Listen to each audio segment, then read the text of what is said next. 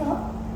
First one is anemia in general, and the second one is anemia evaluation during pregnancy, and the third one are few case studies. So what is the purpose of evaluation? So the understanding the underlying cause is crucial for effective treatment and management. Coming to definition, anemia is a condition characterized by a decrease in the red blood cells or hemoglobin leading to reduced oxygen level in the tissues. Coming to the evaluation, I will take 3 sessions like history, physical examination and lab investigations. Coming to the history, we come across common symptoms like fatigue, breathlessness, dizziness, and these symptoms will be very varied, starting from very common issues to very complicated symptoms also.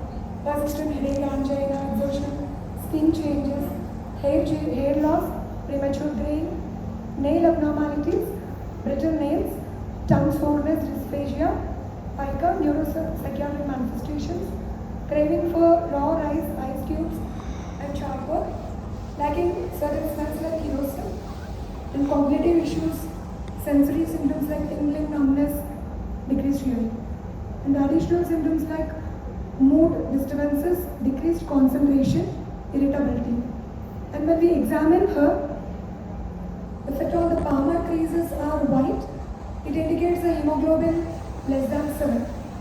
The conjunctiva is papery white, hemoglobin may be less than 4. And oral cavity and nails, we can examine glossitis, cheilitis, flattening of the nails, brittleness, coelomachia. And in this picture, we can appreciate angular stomatitis, cheilitis and coelomachia. And when we order for investigations, the first commonest thing is complete blood picture. This will assess the overall counts and also the red blood cell indices. How can we differentiate between iron deficiency anemia and thalassemia? Because the diagnosis is very important for our treatment part. The MCV will be less than 70 and red cell distribution with more than 15 in iron deficiency. And in thalassemia, MCV decreased but RDW is normal. Platelet count also normal. So what is RDW? That is red cell distribution width. It indicates the range of different sizes of RBCs. And coming to the with the symptoms also, we can correlate with the lab findings. Like if at all the patient is having nutritional disorders, blood loss, hemolysis, we may come across anemia alone. And a lady with the bleeding spots, thrombocytopenia may be there. And a lady with organomegaly, hepatomegaly or splenomegaly, we may come across pancytopenia. And with a history of bacterial infections, leukopenia might be there. And coming to the peripheral smear, we can type the anemia with the help of this peripheral smear. Like leukopenia, thrombocytopenia or immature cells may be found. In case of hemolytic disorders, we can observe spirocytes, sickling, in case of sickle cell anemia and Malarian parasite. In urine examination, if there are RBCs, there may be renal involvement, and in stool, occult blood can be noted. And this picture shows the different smears. In case of macrocytic anemia, there are hypersegmented neutrophils and red cell fragments, megaloblasts. In case of sickle cell anemia, we can appreciate the sickling. And in case of microcytic or iron deficiency anemia, microspherocytosis is noted. And bone marrow study usually we do when the anemia cause is not clear. It can detect conditions like leukemia, aplasia, myeloma, lymphoma, and metastasis. And coming to the second compartment, there is anemia in pregnancy. So the symptoms, we may get confused with the normal pregnancy symptoms also because both of them overlap, like generalized weakness, shortness of breath, dizziness, chest pain, numbness, and pale skin, and rapid heartbeat, palpitations, headaches. And when we check in the hematological changes during pregnancy, the plasma volume will be increased, red blood cell increased, hemoglobin, red blood cells, PCV, MCV and MCH, MCHC all are decreased during pregnancy, and total iron binding capacity is increased, and saturation percent decreased, and requirements of iron also increase during pregnancy. And how to classify anemia in pregnancy? It may be acquired or congenital. In acquired, the causes are iron deficiency due to blood loss, acute hemorrhage or chronic hemorrhage, megaloblastic anemia, acquired hemolytic anemia, aplastic anemia. And coming to hereditary, thalassemia, sickle cell anemia and other hemoglobinopathies, and red blood cell membrane defects, spherocytosis. And coming to the commonest type of anemia in pregnancy, that is nutritional, because the anemia, iron pool is of two types in our food, that is heme iron and non-heme iron. Coming to the heme iron, it is mostly seen in the non-vegetarian diet, and absorption is more, 15 to 30%, and it can increase up to 50% in iron deficiency states, and the absorption is not affected by the inhibitors. Coming to the non-heme iron pool, it is more of vegetarian diet, and the absorption is increased by enhancers but decreased by inhibitors. So the enhancers are heme iron protein meat, ascorbic acid, ferrous iron, and the inhibitors are phytates, calcium, tannins, tea and coffee. Let us see the total iron requirement during pregnancy is 1000 mg. In this, fetus on the placenta will grab 300 milligrams, and increased red cell mass 500 mg, and basal losses 200 mg. The average requirement is 4 to 6 milligrams per day, and this also varies in each phase of pregnancy, like 2.5 mg in early pregnancy, 5.5 in the mid-trimester, 6 to 8 in the third trimester. And during investigations, we check for the hemoglobin estimation, peripheral blood smear, and RBC indices. In this, MCV, MCH, MCHC all are reduced, and these are the specific indicators for iron deficiency anemia.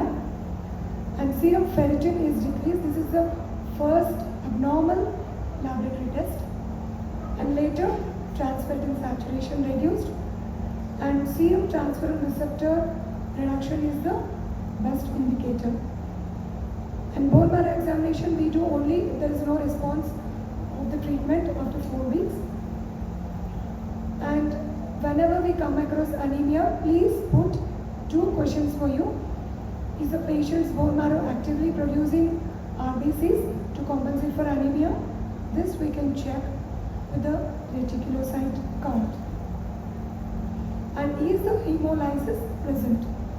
This we can appreciate with the increased LDH and haptoglobulin and indirect bilirubin. And let us see Manser's index.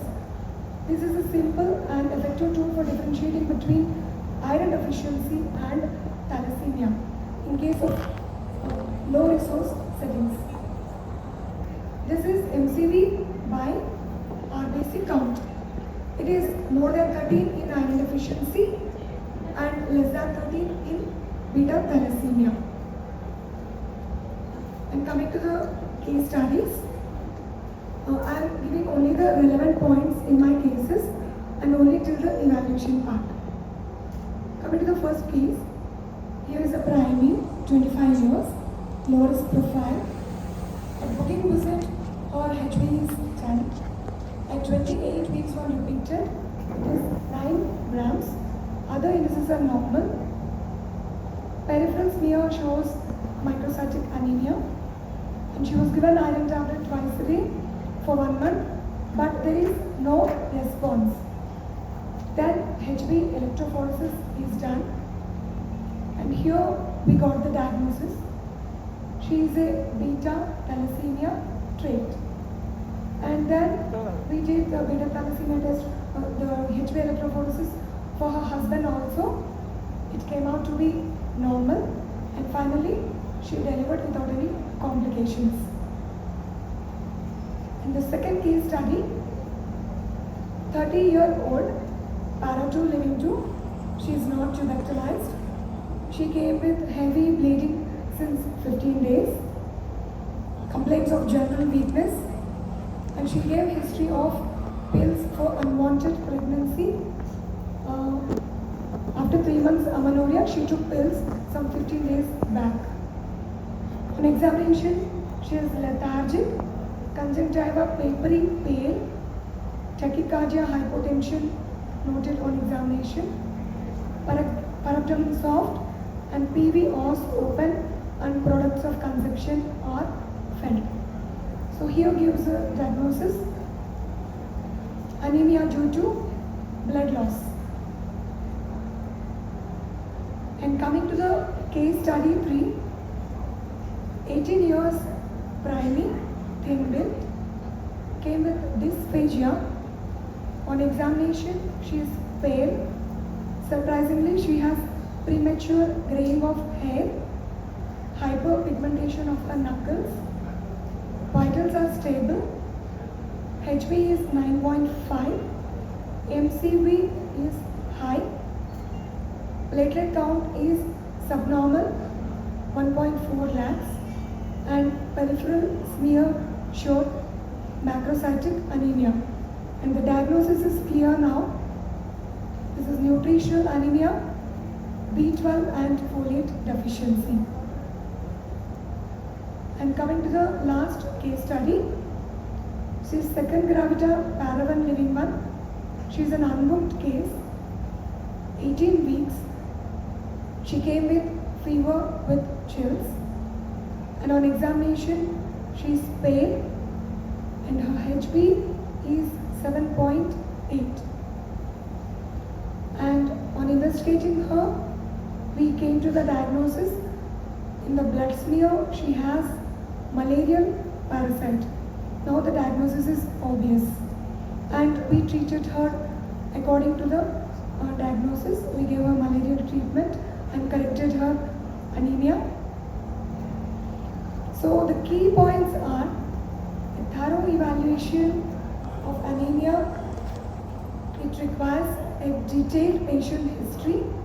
In most of the cases, with the history itself, we can come to the diagnosis in most of the cases. And on examination, we have to look for key symptoms, key signs, and finally, the lab investigations will help us to come to the clear-cut diagnosis. So this is very important because a timely diagnosis and the differentiation between different types of anemia are crucial for effective treatment. Because if we miss any like hemolytic anemias, thalassemias or sickle cell anemias, we will be completely going into the wrong direction, and we may be finally we'll end up in some other complications. So the references are, I took the references from Nutritional Anemias in India, Guideline for Diagnosis and Management. Thank you, ma'am, and thank you TCOG team for giving me this opportunity. Any questions, ma'am?